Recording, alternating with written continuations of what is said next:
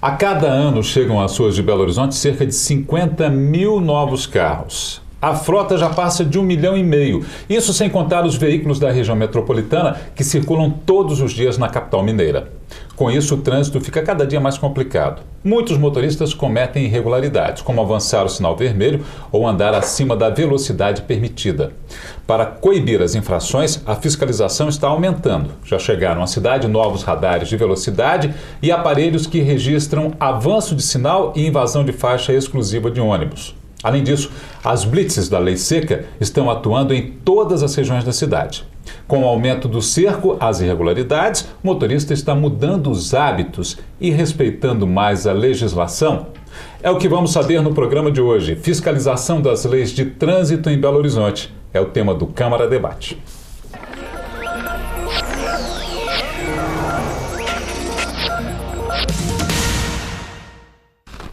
E para conversarmos sobre esse assunto, nós convidamos o representante do Batalhão de Trânsito da Polícia Militar, Capitão Murilo Brasil, o consultor em Transporte e Trânsito Silvestre de Andrade, a gerente de apoio operacional da BH Trans, responsável pelos equipamentos de fiscalização, Mônica Mendes. Obrigado a todos pela presença. Antes de começarmos o debate, vamos ver uma matéria sobre o assunto de hoje. Na Avenida Prudente de Moraes, uma blitz para conferir se o motorista está com a documentação correta. O policial conversa e dá uma olhada na luz do farol, de freio e se o motociclista usa o capacete com viseira ou óculos. O condutor também precisa passar pelo teste do bafômetro. Para cada infração de trânsito é previsto na legislação uma conduta da Polícia Militar e essa conduta é a penalidade e a medida administrativa, né? Carros que tinham placa apagada também foram parados e multados. E a multa varia de acordo com a gravidade. Quando a multa é gravíssima, o condutor perde 7 pontos na carteira e paga R$ 191,54. Para a grave, são 5 pontos e multa de R$ 127,69. Se for média, são 4 pontos e R$ 85,13. Já a leve, são 3 pontos a menos na carteira e R$ 53,20 a menos no bolso. Quem foi parado concorda com a polícia. A fiscalização é fundamental para proteger motoristas e pedestres. Eu creio que deve diminuir bem o índice de acidente, principalmente nesse período de férias, que o pessoal fica mais solto, bebe mais de dia, o pessoal está menos ocupado, né? Muito importante para trazer a segurança para o trânsito e reduzir o número de acidentes também, né, que é essa lei seca. Inclusive até eles pararam de roubar na pista ali em torno da favela com essa fiscalização. Esta garçonete trabalha em um restaurante. Ela estava com a documentação regular e foi liberada. Além de concordar com a fiscalização, ela observa que os clientes têm ficado sem beber quando precisam dirigir.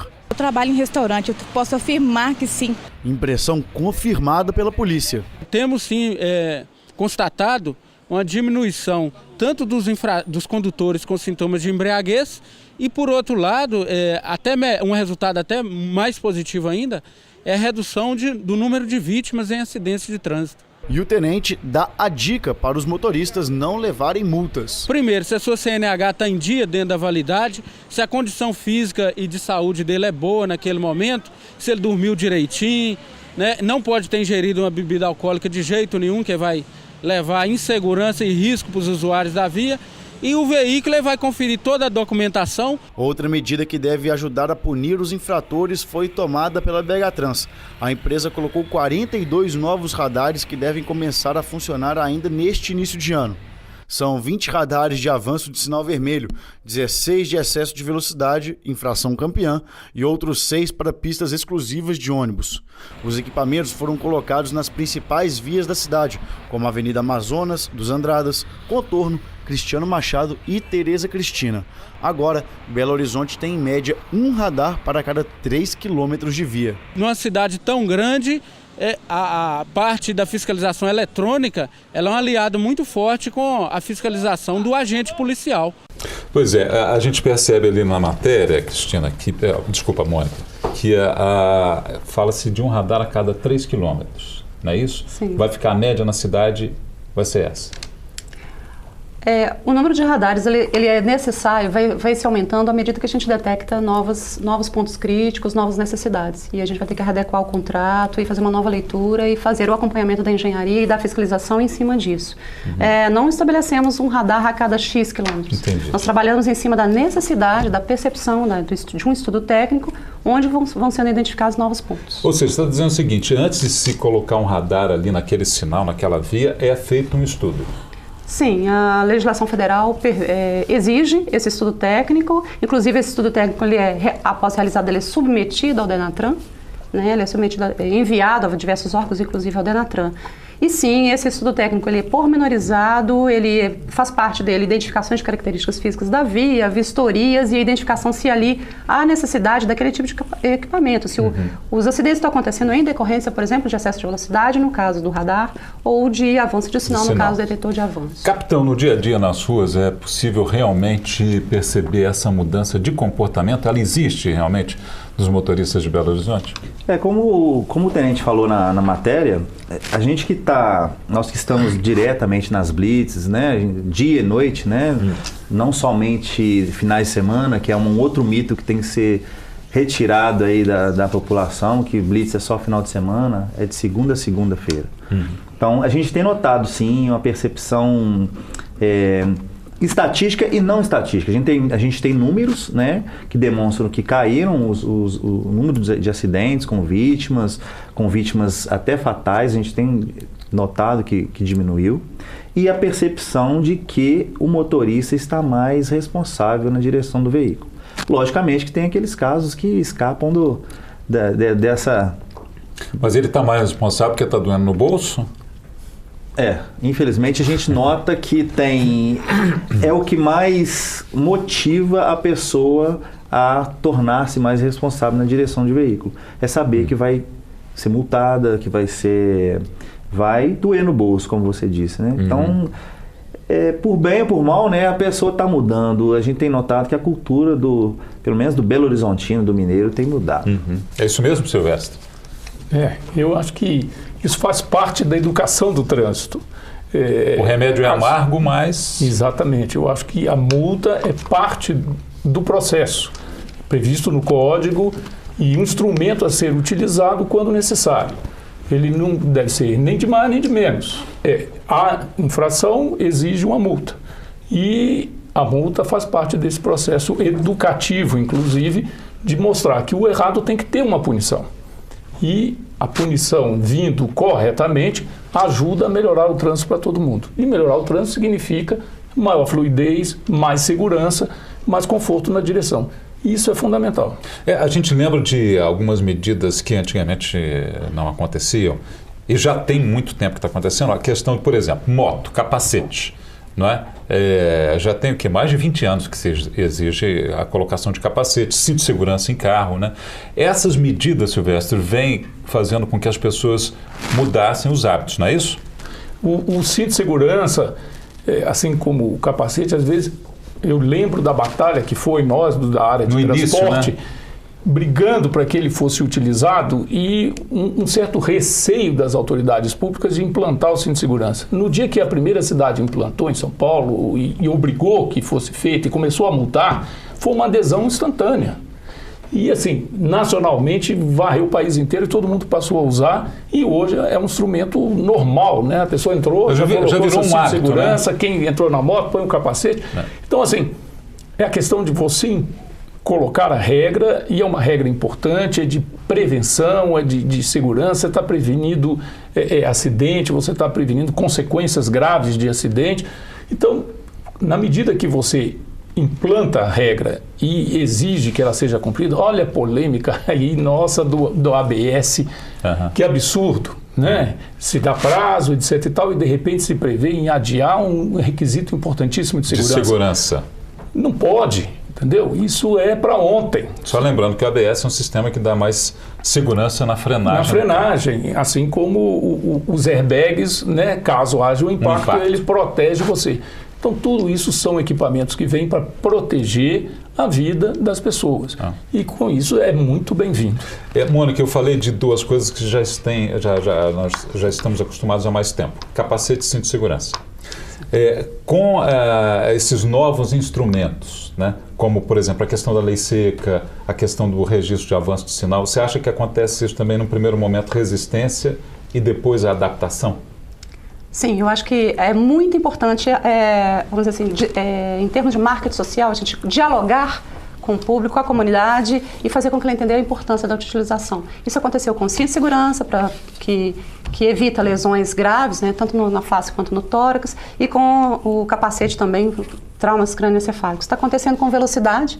Quando a gente, junto com a Secretaria Municipal de Saúde, a gente está fazendo palestras nos locais. Radar não era muito bem aceito no início, quando nós começamos a operar. E hoje ele já está mais aceito. As pessoas colocavam fogo em radar, né? Sim, isso a gente não tem mais. Inclusive, hoje na BH Trans faz parte da metodologia de implantação dos locais a análise das solicitações à comunidade. Então, você já reverteu. E a análise positiva de que esse equipamento é, sim, um preventivo de acidente de trânsito, hoje cresceu muito, vem crescendo muito. Então, você precisa conversar a comunidade, porque colocar pura e simplesmente um radar no local onde os condutores, os motoristas têm a percepção de que ali não é realmente necessário, você não vai surtir, vai ter uma grande desobediência ali, você não vai ter um efeito desejado.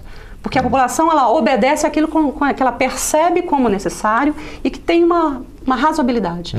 Implantar uma sinalização, uma parada obrigatória onde não faz sentido, uma restrição de estacionamento onde não faz sentido, isso não faz com que há uma grande desobediência. Então tem que ter uma inteligência na hora da engenharia implantar um determinado equipamento. Isso faz parte da aceitação. E a questão, só para a gente ficar claro desses itens, a questão da lei seca. Como é que está hoje, né? Que foi um instrumento, um dos mais novos instrumentos aí, com relação a garantir uma maior segurança para quem está no trânsito. As pessoas hoje, como é que estão em relação à lei seca? Desde 2012 houve digamos, o endurecimento, né, da punição da lei seca, né? Temos uma multa bem maior, né? E as nossas blitz são diárias, né? A gente não tem blitz só no final de semana. Pois então as pessoas dizem a partir de quarta-feira, não tem isso não? Não, isso é boato, isso não condiz com a realidade. Né?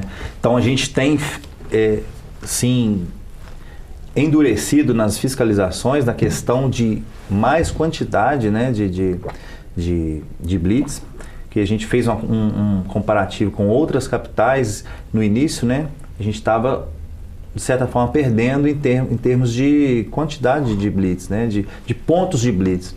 Inclusive, as nossas blitz hoje elas são pontuadas nos locais mais incidentes, principalmente de criminalidade e de acidente. Então, a gente procura não somente fazer a distribuição somente em locais onde possa haver condutor embriagado. A gente também atua na criminalidade, né? Locais que a gente pode também... Porque a blitz da Polícia Militar, do Batalhão de Trânsito, ela visa, obviamente, a questão do trânsito, a questão da lei seca, a questão do possível embriagado na direção, mas também a gente tem resultados de apreensão de armas e drogas, inclusive, né? Então a gente tem essa distribuição. Hoje a gente nota que o Belo Horizontino, o mineiro, tem notado, tem sido mais, como vou dizer, mais adepto da blitz. Está recebendo melhor. Está mais receptivo. Está mais receptivo. A blitz está compreendendo melhor. Com certeza. Ok. Nós estamos conversando sobre fiscalização de trânsito e voltamos em instantes. Até já.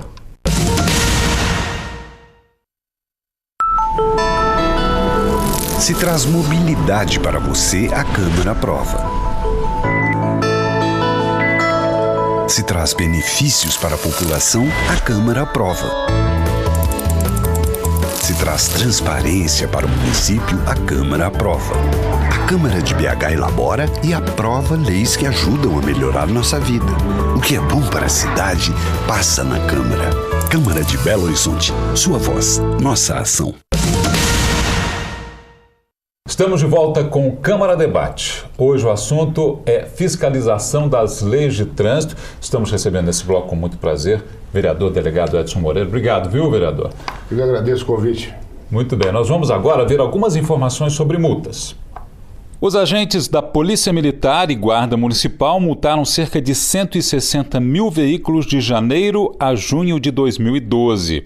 No mesmo período de 2013, foram mais de 180 mil.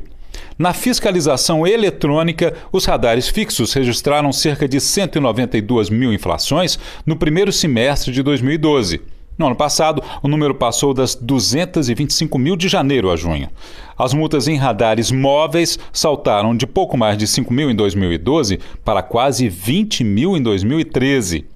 O avanço de sinal vermelho mais do que dobrou. No total, o número de multas de janeiro a junho de 2012 saltou de 439 para 548 mil em 2013. Ô, Mônica, nós estamos vendo aí que as multas estão aumentando. Por quê? Porque os equipamentos são mais equipamentos ou porque aumentou a quantidade de motoristas, de carros, ou porque os motoristas estão realmente avançando o sinal, ultrapassando velocidade? Olha aqui, temos que ser cautelosos em fazer essas afirmativas, porque há uma variação de quantidade de equipamentos ao longo do ano, muitos desses equipamentos foram desativados devido a obras, outros entraram em operação, então há uma variabilidade muito grande em cima disso. Esses números, essa percepção de que há um aumento no número de multas, pode ser porque houve um aumento de equipamentos entrando em operação. Então nós precisamos comparar o histórico, se aqueles equipamentos estavam no mesmo local, estavam a mesma quantidade de equipamentos. Então, quando a gente tiver uma estabilização desses dados, aí sim podemos fazer uma análise melhor, mais pormenorizada para fazer essas afirmativas. E aí, como a gente disse na abertura do programa, quer dizer, são 50 mil novos carros por ano, né? Sim.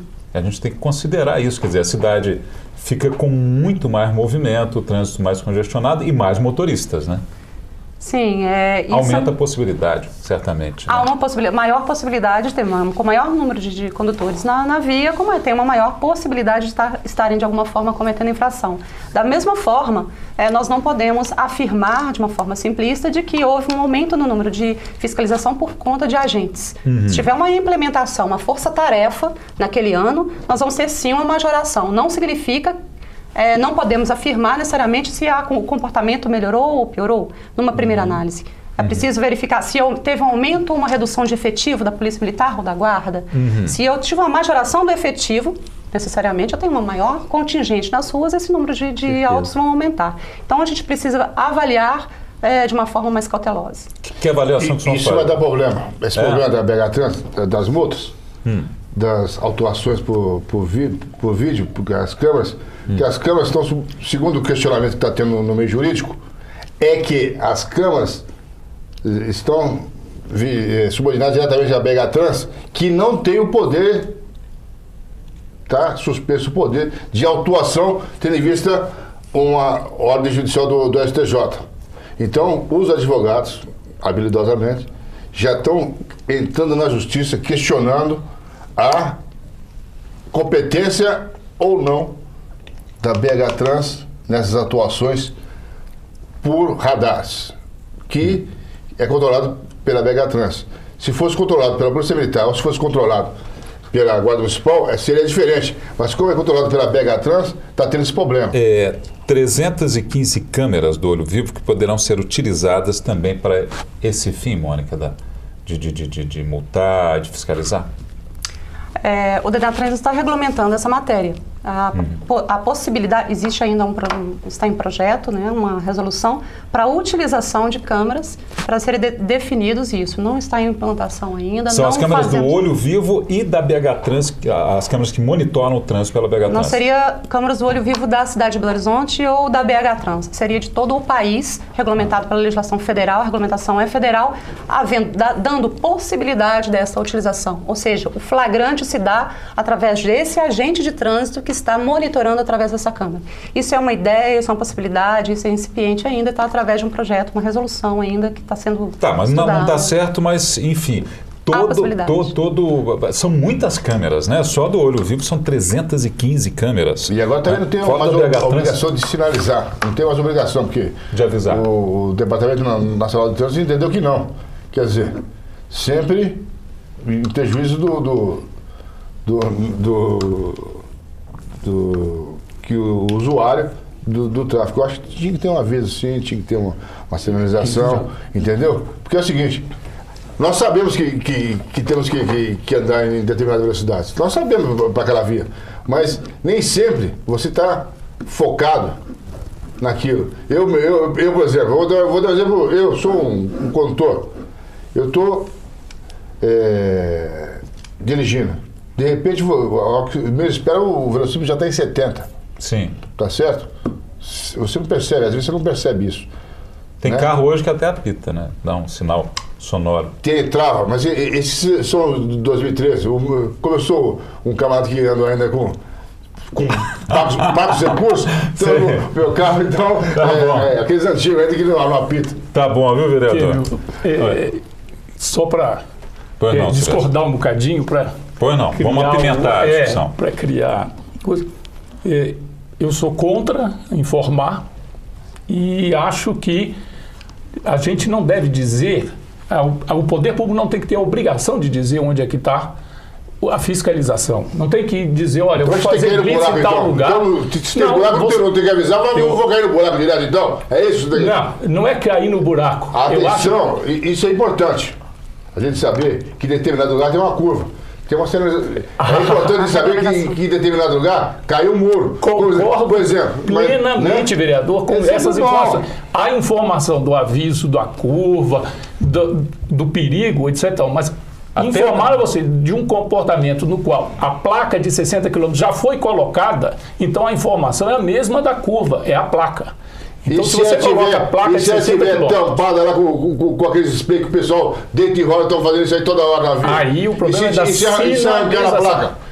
E se colocarem informação de radar adiante e colocarem o spray? Aí você vai dizer, tinham que ter informado. Não tem que informar onde você tem que se comportar adequadamente. Você tem que se comportar adequadamente ao longo de toda a via e não naquele lugar específico. Tem que ter a sinalização. Tem que ter a sinalização. E isto é fundamental. A informação ela tem que existir, mas não a informação do radar. É a informação do comportamento no trânsito. Exatamente. A informação dos 60 quilômetros, por exemplo, nas vias arteriais, ela precisa ser colocada visivelmente. Agora, não a informação do radar. Se está atrás da árvore, se está em poste, não importa isso, porque se espera do cidadão é o comportamento adequado. Isso para mim é estelionato. É só para querer arrecadar. Agora, se o senhor está num país de primeiro mundo, lá Estados Unidos, lá Europa, eu concordo plenamente com o que o senhor está falando. Eu concordo plenamente com o senhor. Agora, nós estamos aqui no Brasil, o poder público dá assessoria nenhum. Vereador, então no Brasil podemos, nos Estados Unidos não. Quer dizer, eu sou um cidadão de primeiro mundo só nos Estados Unidos. Eu estou dando exemplo aqui seguinte, eu sou cidadão de segundo. de educação, conhecimento, patamar. E o senhor só está pensando onde? Arrecadar. O senhor tem um... Não, eu não estou pensando em arrecadar. Eu acho que está. Óbvio que não. Deixa eu tentar fazer o meio de campo aqui. Mas já foi. Já foi. E ganha com isso. A fiscalização, quer dizer, a orientação. Primeiro, não, antes da fiscalização, orientação. As placas indicativas de velocidade. Educação é importante, educação. Tem que ter a placa, ok? Então, tendo a placa lá, 60 km por hora, o senhor é a favor ou contra que alguém que ultrapassou aquela velocidade indicada na placa seja multado? Se tem a placa de 60? Se tem a placa de 60. Tem que ser autuado e aí depois ele vai ter o direito de defesa, ele vai ser notificado daquela autuação e ele vai se defender e vai explicar. Agora, eu sou contra o seguinte, tem uma ordem judicial e essa ordem judicial é descumprida. Aí eu sou contra. Porque o radar tem que estar lá, quem tem que estar com o radar ou é a Polícia Militar ou é a Guarda Municipal, até que seja julgado no Supremo Tribunal Federal. E não um órgão que é um órgão de economia mista, que não tem, segundo o Código de Trânsito atual, que ele foi criado em 1992. O senhor está falando da BH Trans? Eu gostaria só de fazer um comentário. Primeiro que a autoridade de trânsito é que vai fazer a autuação neste caso, dispensa-se a presença do agente da autoridade e a autoridade que vai expedir, vai multar, quem vai aplicar a penalidade neste caso, os equipamentos eletrônicos. Não estou falando aqui do portátil, que é a autoridade de trânsito do município? A autoridade de trânsito do município é o secretário, o doutor Adriano Nepomuceno. Então, ele é a autoridade de trânsito do município. Não é o presidente da BH Trans. Então, estamos corretos. Mas escuta só, uma empresa de economia mista, que eu estou falando o seguinte, uma empresa de economia mista não pode, segundo a ordem judicial, fazer isso. Quem aplica as autuações não é a BH Trans. A BH Trans ela é uma empresa de engenharia de tráfego, ela elabora os estudos técnicos e ela fomenta isso para a autoridade de trânsito. A BH Trans hoje não multa, não pode multar. Não, quem que não aplica a penalidade. Não pode multar. Quem que monitora as câmeras? Quem coloca as câmeras? A decisão judicial, ela não proíbe a BH Trans de fazer estudos técnicos, de aplicar a medida de engenharia, de fazer o que precisa. De autuar. O conteúdo... É só possibilitar... Por que isso aqui? Um pouquinho. Mas assim... As câmeras ainda não são radares. Eu só falo isso porque eu sou um profundo conhecedor disso aí e quis criar o departamento do sistema viário, que chama-se DSV, que seria algo que cuidaria disso daí. E a BH Trans, como a SP Trans em outros estados, o Rio Trans, cuidaria do transporte. Fui derrotado, mas eu tô questionando a legalidade. E, já que tem o princípio da legalidade na legislação brasileira, ela tem que ser cumprida. Uma pergunta importante para a Mônica é a questão... Eu sei que é errado falar, mas radar inteligente, aquele que você passou a 60 por hora, acelera, vai para 80, depois você vem outra, diminui para 60 de novo. Então o motorista não é multado, porque ali no radar ele passou a 60, mas a velocidade média dele é mais do que 60. Como é que está isso, Mônica? Belo Horizonte vai ter esse tipo de radar inteligente que capta a velocidade entre um radar e outro? Sim, olha só, nós só podemos implantar aquilo que está devidamente autorizado pela legislação federal, né, que a legislação é a competência da União legislar sobre esses assuntos de trânsito e suas regulamentações, suas legislações. O que temos hoje regulamentado pelo Denatran, que é o órgão máximo normatizador, né, federal, são regulamentações e fiscalizações pontuais. São esses radares que pontualmente nós fazemos, que controlam a velocidade pontual. Que controla ali, passou ali, ele sim, faz uma leitura do ponto, capta naquele ponto qual é a velocidade. Mas tem essa possibilidade Existe uma resolução em estudo na Câmara Temática de Esforço Legal do Denatran, do CONTRAN, que é um órgão que são órgãos de assessoramento técnico, né, do CONTRAN, do Conselho Nacional de Trânsito. Está em discussão a fiscalização por trecho. São 2 pontos, o veículo passa em um determinado ponto, feito a leitura de sua placa, passa determinado trecho e faz essa parametrização e ele seria autuado por velocidade média.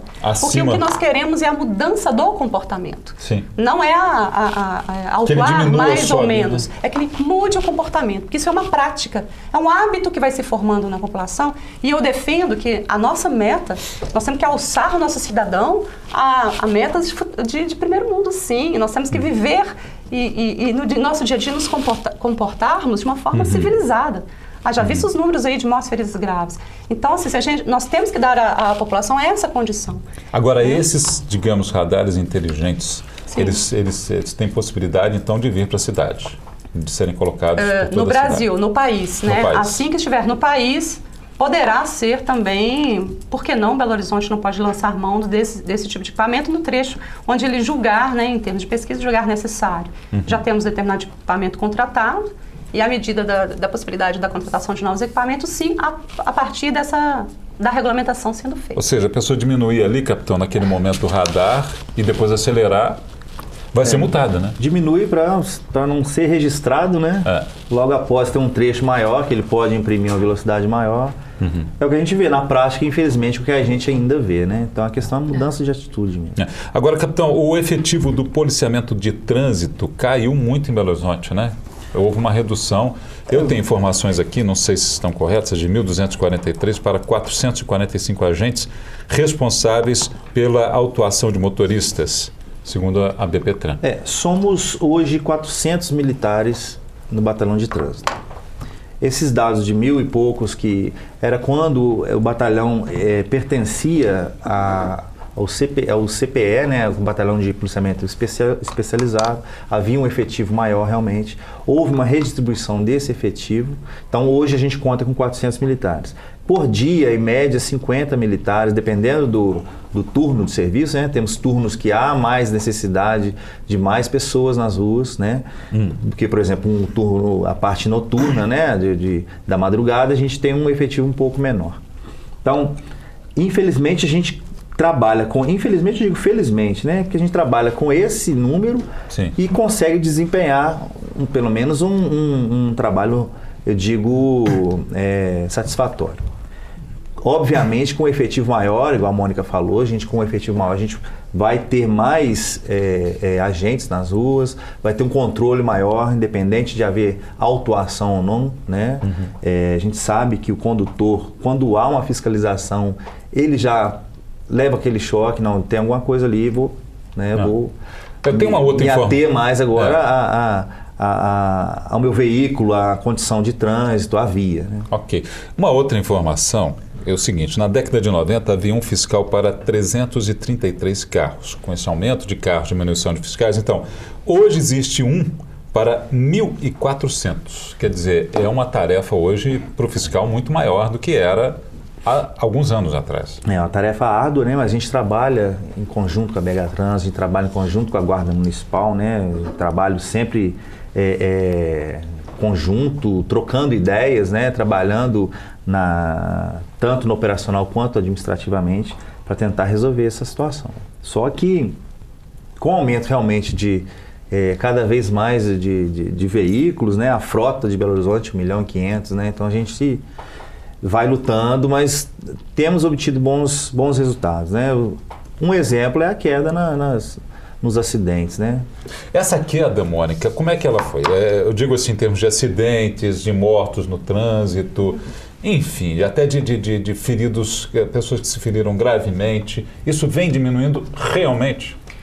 Sim, a BH Trans, junto com outras instituições, fazem parte do projeto Vida no Trânsito, que adotamos uma metodologia de acompanhamento. O acidente acontece, a Polícia Militar registra acidente, né, registra no REDS, Relatório de Eventos de Defesa Social, vai para a Delegacia de Acidentes e Veículos. Este banco de dados que é utilizado pela Secretaria Municipal de Saúde e pela BH Trans para fazer o cruzamento de dados. O conceito aqui de ferido grave é um conceito de um fatal, por exemplo, não é o que morreu no local. É o que morreu em até 30 dias após o acidente. E o ferido grave é aquele que se feriu e se hospitalizou acima de 24 horas, até 15 dias após o acidente. Sim. Esses dados são coletados, são cruzados, os pares verdadeiros são cruzados pelo Ministério da Saúde e fazemos avaliação disso. Se há redução, houve redução no número de feridos, do número de fatalidades em Belo Horizonte. O que precisamos verificar é que novas ações precisam ser feitas. Mas isso vem ocorrendo. Dizer, isso vem ocorrendo ao longo dos últimos anos. Sim, há uma curva de mortes e feridos está diminuindo. Há uma tendência de queda. Sim, agora, Silvestre, você que é um especialista com comparação em outros países, nós ainda estamos, mesmo com essa diminuição, nós estamos ainda num patamar elevados. Infelizmente, o Brasil como um todo, Belo Horizonte não foge à regra, embora Belo Horizonte seja um dos exemplos de menores índices do âmbito nacional, mas em termos de capitais nós estamos bem posicionados. Estamos bastante bem posicionados, mas ainda assim os índices brasileiros são bastante altos se comparados aos países desenvolvidos. Então nós temos um trabalho grande pela frente ainda com relação à segurança. O número de multas, estamos falando aqui, é muito pequeno frente à quantidade de infrações que infelizmente ainda acontecem na cidade. Né? Se dobrasse o efetivo, né, da polícia, da guarda municipal, certamente seriam feitas mais multas, porque precisamos ter um trânsito melhor. Quase sempre o acidente é precedido de uma infração de trânsito. Praticamente não existe acidente que não é precedido de uma infração de trânsito anteriormente. Pela conscientização da pessoa, antes que ela cometa a infração. Não, aqui a filosofia do brasileiro é o seguinte: pega o bolso do cara, que é onde o cara mais sente, e só bate no bolso do cara. A parte mais sensível. A via está toda esburacada, né? Mal sinalizada. Aí o cara tem que desviar, mas pega o camarada e multa ele. Mas esse investimento que era para reeducar o trânsito vai para o caixa único do município, do estado, o que seja. E o objetivo dele, que era reeducar realmente o infrator, não ocorre. Por quê? Ele só pensa no caixa, no gasto. A cidade não foi planejada, não acompanha a evolução do número de veículos, né? Não tem planejamento para isso. A cidade não foi planejada para isso. O senhor está levantando uma questão importante, porque, quer dizer, não é querendo defender o outro lado, mas com essa quantidade de veículos, mais de 1,5 milhão, né? O trânsito congestionado, em determinados momentos parado, né? que a velocidade média de Belo Horizonte é muito baixa. Os motoristas... Um desperdício de dinheiro público violento, você constrói um viaduto 4, 5 vezes. E também, às vezes, para o motorista não é fácil, né, Silvestre? Enfrentar essa cidade todo dia com 1,5 milhão de carros. Mal planejado. Parada. Eu não vou nem entrar nessa questão, mas eu digo... Não estou querendo justificar a infração de motorista. Mas a gente fala sempre em termos de trânsito, as coisas, existem os 3 Es, né, famosos em termos de trânsito, que é a educação, engenharia e o esforço legal, que eu estou falando até do comitê lá do CONTRAN. Então, não se trabalha, não dá para se trabalhar sozinho um item só, senão ele fica manco se um crescer demais ou se atrofiar 2 e deixar um desenvolvido. Não vai ficar firme o banquinho das 3 pernas. Então, o que nós precisamos é que eles andem juntos. Quer dizer, a engenharia precisa evoluir, precisa desenvolver, não podemos ter, e concordo aí nesse ponto com o vereador, de que não podemos ter estradas esburacadas ou mal sinalizadas, porque isso é um convite ao acidente também, né? Não podemos ter má sinalização ou sinalização errada, etc. Isso faz parte da engenharia, né? Precisamos da educação, precisamos muito, e principalmente do jovem, né? Começar a educação no jovem. Só se fala em educação de trânsito na hora de tirar uma carteira. Não é todo mundo que tira a carteira e só se tira a carteira aos 18 anos em diante. Mas está no trânsito, todo mundo vai para a rua. Desde que você esteja circulando na rua, você está no trânsito, como pedestre, como motorista, como passageiro de veículo.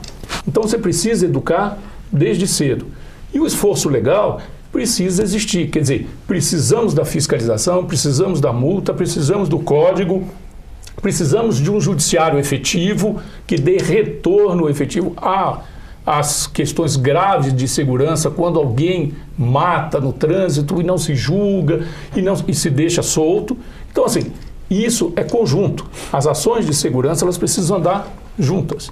Se andar um mais e o outro menos, vai andar torto, vai andar capenga. Silvestre... O único do que está tendo dos 3 Es aí é o esforço, que o resto, meu irmão, não tem nada, não. Só gostaria de dar... Só o esforço, que o resto não tem não, meu irmão. Só gostaria de dar informação, a campanha Sou pela Vida, Dirijo Sem Bebida, vai ser intensificada. Desde o início desta operação, 14 de julho de 2011 a 6 de janeiro de 2014, a PM registrou os seguintes números: 99 mil veículos abordados e 1.211 crimes de trânsito. Então, quer dizer, essa é uma das campanhas, não é, Mônica? Agora, as campanhas, por exemplo, educativas, você acha que o caminho também pode ser esse? Tem que ser esse? Sim, eu sou favorável, a BH Trans trabalha com essa linha, que a gente desenvolve educação desde o berço, né? Nós tivemos um exemplo muito interessante, não sei se vocês acompanharam na mídia, né? A Kate Middleton, que é a princesa, né? Que sai com o seu bebê, eles colocam o carro, a primeira saída, sai da maternidade, ela colocou no bebê conforto. Então aquilo é uma forma de divulgar, né? Foi uma questão extremamente correta e de divulgar, né?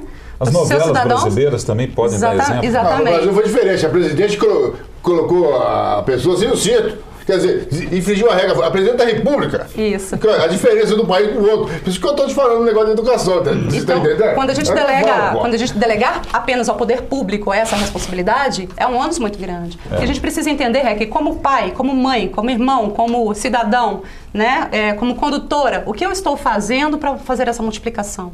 Né, para gerar esse conhecimento, né, no meu filho, que olha, eu preciso colocar o cinto, filho, coloca o cinto também. Né? Vai atravessar uma faixa de pedestre, vai atravessar uma via, atravessar pela faixa de pedestre. Isso também é educação. Os CFCs educam também. Então, quando eu falo, precisamos de mais educação, não é apenas o órgão executivo de trânsito, ou o BH Trans, ou os seus correlatos, seus outros órgãos, né, de outras capitais, e que devem prover, ou é só apenas o DETRAN, através da parte educativa do DETRAN. Nós precisamos, como cidadãos, tentar promover isso ao longo de uma vida inteira, desde o nascimento da criança, porque forma hábito. É cultural, né? Como a educação ambiental, que hoje a criança não joga mais papel na rua, ou ela não aceita mais matar com um passarinho estilingada, porque ela formou esse hábito. Acontece que o pessoal não acompanha o progresso. A evolução, nós estamos na era da informática, onde todo dia muda uma coisa. Sim. Nós temos que acompanhar isso. O pessoal não acompanha. Mas por que, vereador? Em que sentido, por exemplo?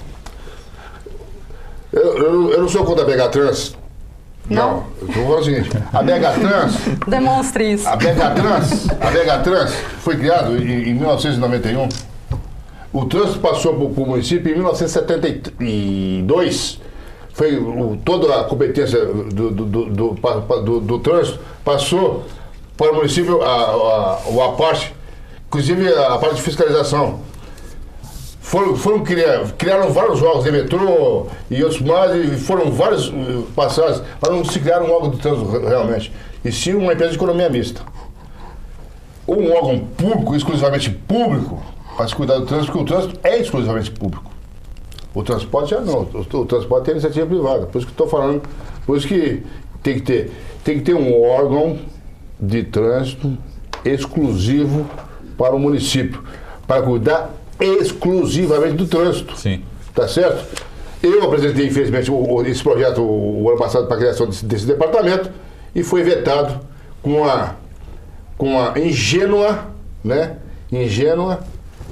princípio de inconstitucionalidade. Por quê? Se o projeto era autorizativo, eles quebraram na parte da constitucionalidade. Quer dizer, eles não querem resolver o problema. O senhor acha então que, quer dizer, o órgão tem que mudar? O órgão de trânsito tem que ser exclusivamente para cuidar do trânsito. Sim. E deixa a parte do transporte para a empresa da BH-Trans, por exemplo, concordo. As vans para elas, os táxis para essa empresa. Agora, se querer abraçar o mundo todo com a mão, não tem jeito, você não vai conseguir administrar. Eu gostaria de fazer uma intervenção. Pois não. Do ponto de vista de educação, a BH-Trans, o Conselho Nacional de Trânsito, ele exige... Está incompatível com o Código Nacional, com o Código Brasileiro, com o CTB. Mas não é controvérsia. Há controvérsias. Isso está sendo discutido. Se eu sou estudioso dessa área, eu não vou discutir engenharia com a senhora, não. Mas direito eu discuto até quando a senhora quiser. Sim. Mas olha, veja bem, a BH-Trans ela tem uma gerência de educação para o trânsito, onde ela desenvolve ações de crianças até 7 anos de idade, que é o Transitando Legal, e o Fique Vive Transitando Legal vai até a escola, mais de 30 mil alunos atendidos por ano. E essas ações que a BH-Trans ela desenvolve, ela também trabalha com jovem à mobilidade, quer dizer, trazendo o jovem, na linguagem do jovem, né? São esquetes de teatro que vai fazendo com que o jovem interaja e seja sensível a essa causa. E também na parte de informática, nas redes sociais, a BH-Trans já tem um site onde as pessoas interagem e até essa questão de denunciar um local de blitz, né? A gente interfere fazendo, olha, tantos dígitos são capazes de informar uma blitz, mas não são capazes de salvar uma vida. Ou seja, você vai no mesmo ritmo com que a rede social está falando, ou seja, fazemos sim um investimento mais de 5% que a legislação... Na educação. Na educação. E principalmente formando novos motoristas, né? Sim. Porque muitas vezes o hábito já arraigado é difícil de ser mudado. Sim. Né? E para essa geração que vem aí, pois não, capitão? Pegando aí o gancho aí da educação, a Polícia Militar, pelo Batalhão de Trânsito, tem a Transitolândia.